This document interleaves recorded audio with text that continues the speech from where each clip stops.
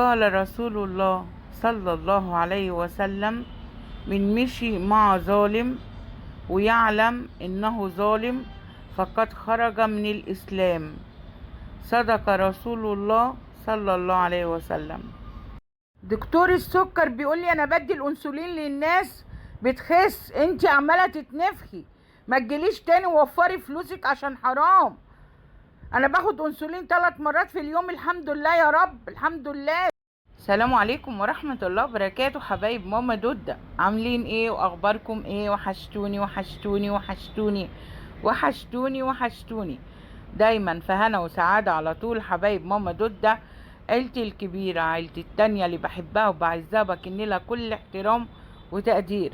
ربنا يخليكم ليا يا رب، ما حرمنيش منكم ابدا، ويحفظكم دنيا واخرة، اللهم امين يا رب العالمين. مسلم ومسيحي وكلنا اخوات وايد واحدة، مسلم ومسيحي وكلنا اخوات وايد واحدة. ونصلي على حبيبنا النبي، اللهم صلي وبارك على نبينا محمد.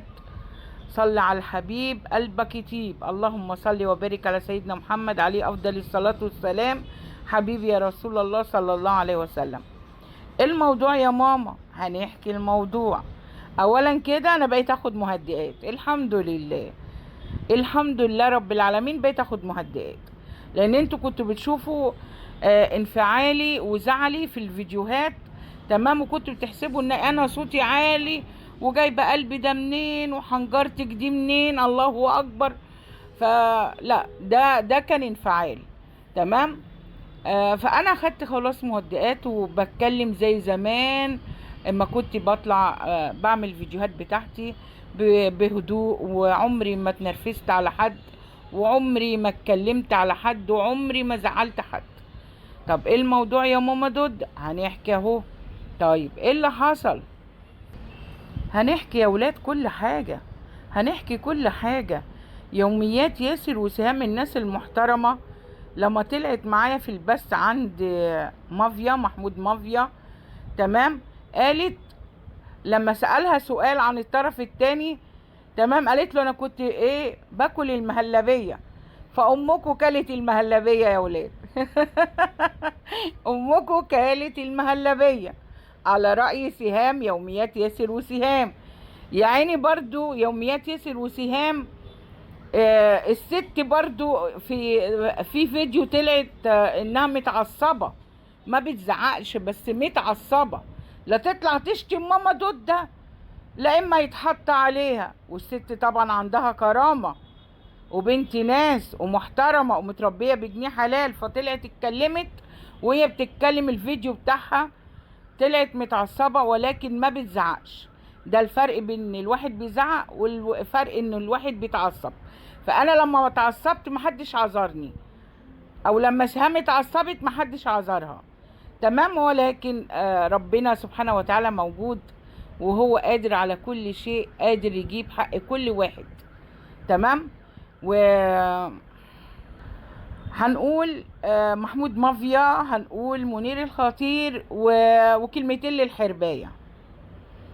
طبعا مافيا عمل معايا البث بتاعه الصندوق الاسود، وانا اتنرفزت جدا، وقال لي كلام ما يصحش ان هو اسئلة اصلا تسأل، لان المعدين بتوعه مدام مروة المحترمة كويسة، وعلاء الراجل المحترم.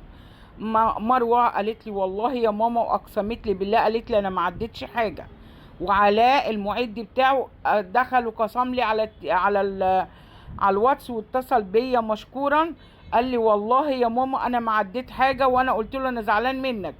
وناس كتير هاجموا محمود مافيا على اللي هي الحلقة اللي عصبني فيها وخلاني قلت حسبي الله ونعم الوكيل وقمت خارجة، تمام؟ ناس كتير هاجموه، واتصل بيا اعتذر لي، واتصل بسهام واعتذر لها، وعمل لنا فيديو اعتذار، لان الاسئلة دي مش من الاعداد، ده اولا.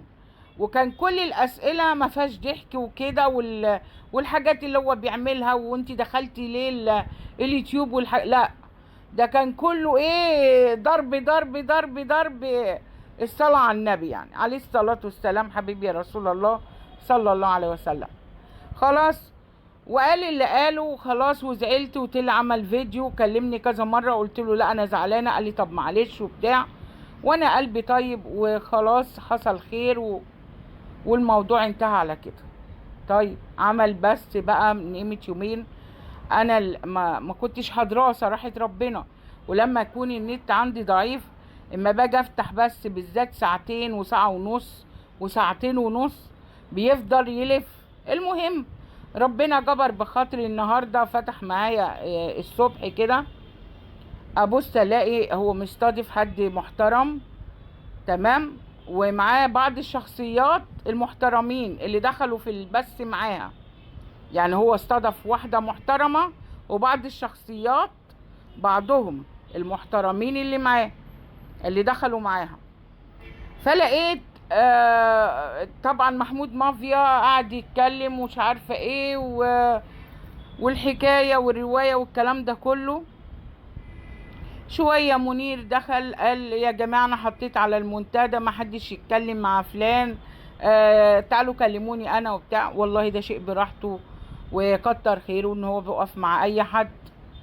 شوية دخلت وشكرا يا منير وانت وانت وانت وانت ومش عارفة اشكرك ازاي والحكاية والرواية. واقول لها على راسي، ده انت انسانة طيبة ومحترمة، ده رأيك فيها براحتك، دي حرية شخصية وكل واحد حر في رأيه. انا ما بقولش انك انت تقول ايه ولا ما تقولش ايه، تمام. ولكن اكتشفت الحقيقة هنا. هي ايه يا ماما دودة؟ الحقيقة اكتشف ان هو حتى ما قالش برضو. ماما دودة لما كلمتها قلت لها الموضوع 1 2 3، كبرت لي وكبرت لي ياسر وسهام وكبرت لي مافيا وخلاص، تمام. والست تشكر على ذلك، او ربنا يديها الصحة، او يقول كلمة حلوة حتى في حقي. مفيش، كل الحاجات الحلوة للطرف التاني.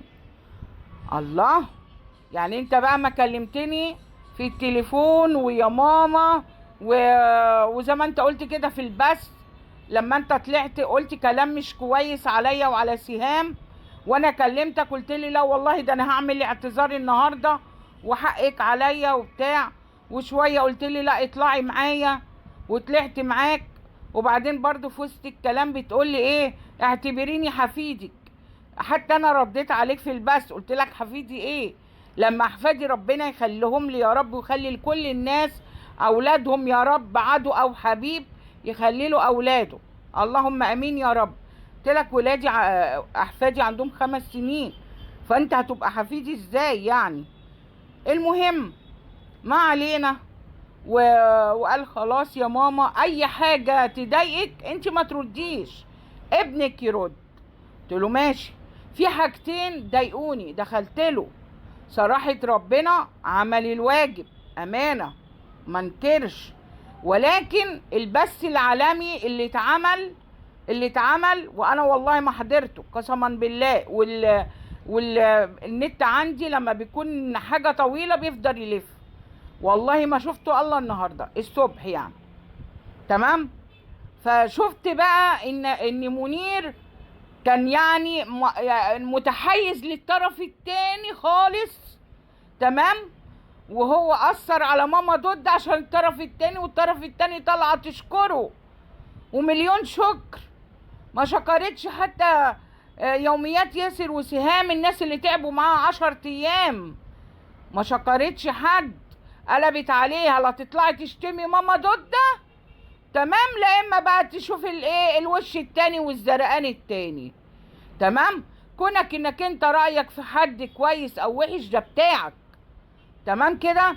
قلت لي حتى في البث وقلت لي على الخاص يا ماما انتي امي، وقناتك دي اعتبريها قناتي انا، لان قناتي الاولانيه ربنا عوض عليا بيها بسبب المشاكل اللي هي عملتها لي. بسببها رحت اشتريت دولارات لاني ما بقبضش والحساب اتقفل. خلاص قال لي اعتبريني انا ابنك وانا اللي هردلك، واعتبري القناه دي بتاعتي وسيبيها انا باذن الله بعون الله ربنا هيقويني واكبرالك. بص اللي يعني انا بحب ربنا قوي سبحانه وتعالى، وعندي يقين لو ربنا سبحانه وتعالى قادر يكبر حاجة ويسخر لعباده لبعض علشان يقفوا جنبهم فهتكبر. لو مش حابب عمر ما حاجة هتكبر الا بإذن الله. انت تريد وانا اريد والله يفعل ما يريد.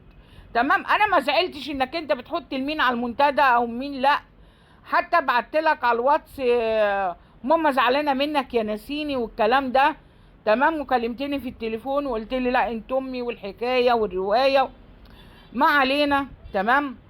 كل الموضوع اللي انا مزعلني ان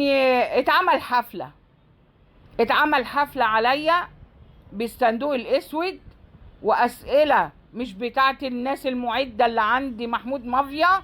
ده اولا. ثانيا جه منير عمل فيديو قعد يقول كلام مش كويس عليا وعلى سهام، وبعدين محمود اعتذر وهو اعتذر. بعدين الحفلة التالتة بقى ايه يا ولاد؟ اللي انا امكم كلت المهلبية على رأي يوميات ياسر وسهام. ايه بقى المهلبية اللي انا كلتها؟ انها طالعة تشكره انك انت وقفت جنبي ومش عارفة ايه، وانا ست محترمة وبسكت. اما اللي ما بيسكتوش دول مش محترمين.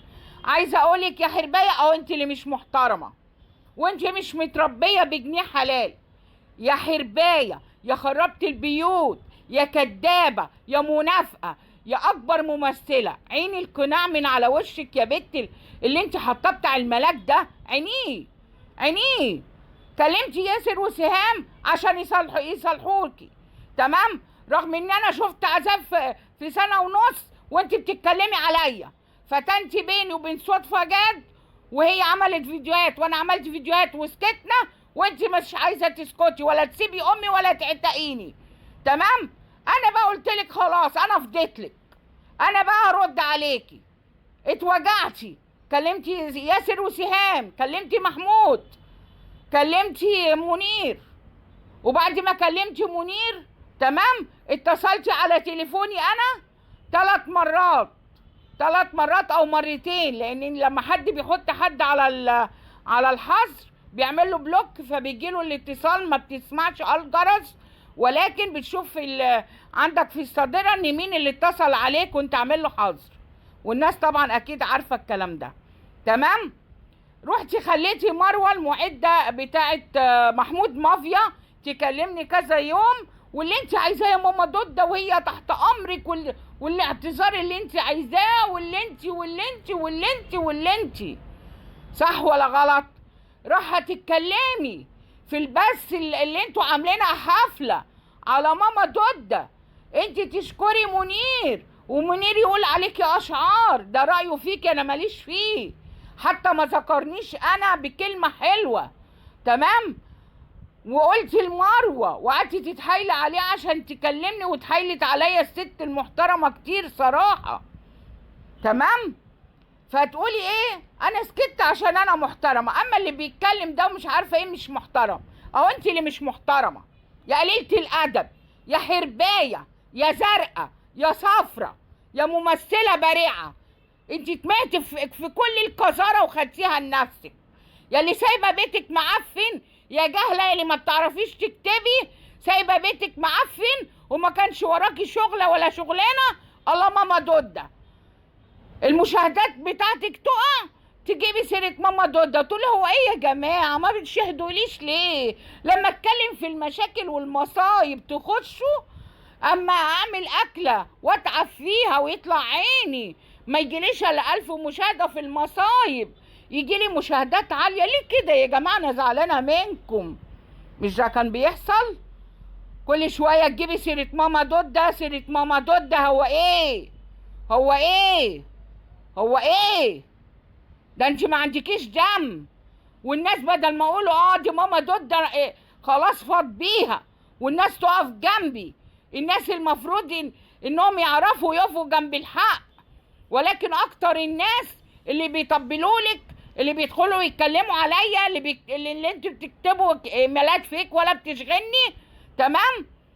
دول بيطبلولك، بس هيروحوا من ربنا سبحانه وتعالى فين؟ هل انت هتنفعهم يوم القيامة؟